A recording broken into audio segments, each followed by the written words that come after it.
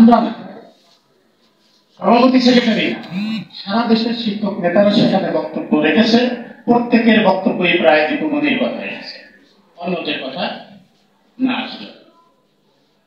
সেখান থেকে শিক্ষা আজকে কারিকুলাম নিয়ে সারা জাতি ঐক্যবদ্ধ। সেই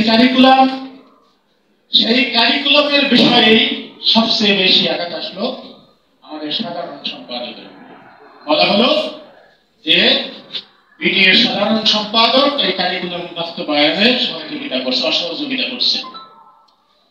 তারপরে সরাসরি ম্যানেজিং কমিটির সাথে যোগ সাজস করে তাকে চাকরিচ্যুত করে। সারা দেশের বিভিন্ন শিক্ষা প্রতিষ্ঠানে ফাইল গেলে বছরের পর বছর পার হয়ে যায়, তার কোনো সমাধান হয় না। কিন্তু তার ফাইল বোর্ডে দেওয়ার পরে আর সময় লাগে না, কারণ ওই যে ওখান থেকে বলে দেওয়া হয়েছে, সেটি হাইকোর্টে স্থগিত করছে।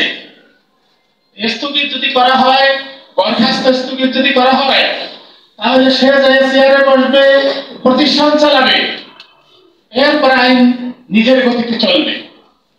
আজও পর্যন্ত তাকে সেখানে যোগদান করতে দেওয়া হয়, সেই কমিটি যোগদান করতে দেয়নি। আর এখন তো মাশাআল্লাহ সাবেক শিক্ষামন্ত্রী কি হালে আছেন, কিভাবে আছেন।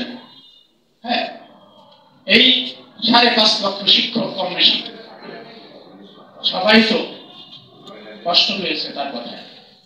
ঘটনা চক্রে শিক্ষক, আমি 2টি সরকারি চাকরি পেয়েছিলাম এবং একটি মাল্টিন্যাশনাল কোম্পানিতে লোভনীয় বেতনে আমি চাকরি করতাম। সেই চাকরি ছেড়ে চলে এসেছিলাম শিক্ষকতা, একদম সবচেয়ে কম বেতনে। কারণ শিক্ষকতা যারা করতে আসে তারা শুধু ওই চাকরি পায় না বলে শিক্ষকতা করতে আসে, এরকম নয়। কিন্তু আমার এই 37 বছরের শিক্ষকতা জীবন আমি জরিপ করে দেখেছি, অনেকের কাছে প্রশ্ন করেছি যে আপনি কেন শিক্ষকতা আসছেন। যে ছোটবেলা যাবতীয় শখ ছিল শিক্ষককে মানুষ সম্মান করে, শিক্ষককে মানুষ সম্মান করে, সেই সম্মান পাওয়ার জন্য শিক্ষকরা আমরা এই শিক্ষকতা পেশায় এসেছিলাম। আজকে সেই সম্মান কোথায়? আজকে আমি ক্লাসরুমে গেলে আমি ছাত্রকে কি পড়াবো, 2টো জিনিস মনে রাখবেন, ঐশ্বরিক শক্তি, স্পিরিচুয়াল পাওয়ার, আর আরেকটা হলো আন্তরিক শক্তি। এই দুটো ওই যে হারাকা বাদ দিয়া পানি আটকাইতে পারে না, দেখছি ইসের মাধ্যমে, ফেসবুকের মাধ্যমে, এটা সুয়াই পানি আসতেছে। কথা বুঝছেন? এই যে স্পিরিচুয়াল ঐশ্বরিক যে শক্তি,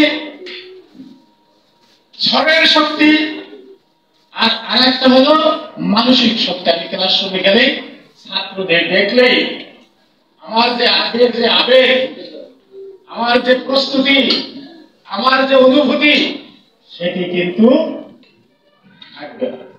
সেই জায়গায় যেতে হলে আপনাদের সহযোগিতা লাগবে। সেই জায়গায় যেতে হলে কাউসার আহমেদের মতো এই যেভাবে চাকরি চলে যাবে, এটা তো হতে পারে না। নাকি রাইট টাইম ন্যায়ের পক্ষে কথা বলা, নাকি রাইট টাইম কারিকুলামের বিপক্ষে কথা বলা, কারিকুলাম খারাপ হলে কারিকুলামের বিপক্ষে কথা বলার কারণে আজকে দেখেন, একটি কথা না বলে পারছেন আপনারা হয়তো বিরক্ত হবেন, তারপরে এই কথাটা বলে আমি শেষ করব। আমাদের এই আন্দোলনে কতগুলো শিক্ষক সংগঠন আমাদের সাথে চলে আসলো, তারা সমর্থন দিল।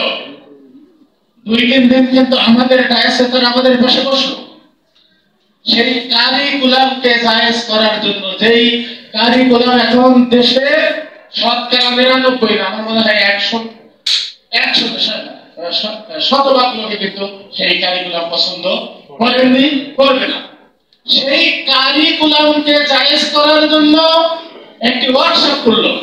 সেই ওয়ার্কশপে তারা গেল, হামদা রুটি খাইল, সম্মানী দিল। আজকে আবার এই সরকার গঠিত না হতে না হতেই দেখবেন তারা আবার ওখানে দাবি নিয়ে দেওয়া নেই। তারা যে ওয়ার্কশপে গেল, সেখানে সহযোগিতা চাওয়া হয়েছিল ওই সকল নেতাদের কাছে যে আজকে আমাদের এই আন্দোলনটা যেন তেমনভাবেই যাতে নস্যাৎ করা যায়, কিন্তু পারেনি। এদেশের শিক্ষকরা কিন্তু সচেতন ছিল, সে কারণে আমাদের আন্দোলনটা সফল হয়েছিল। কিন্তু কথা দিয়ে কথা রাখে নাই, ওয়াদার বরখেলাপ করলে বরখেলাপকারী তো বরখেলাপকারী, সেটি নিয়ে আমরা আর কিছু বলতে চাই না। আমরা আশাবাদী।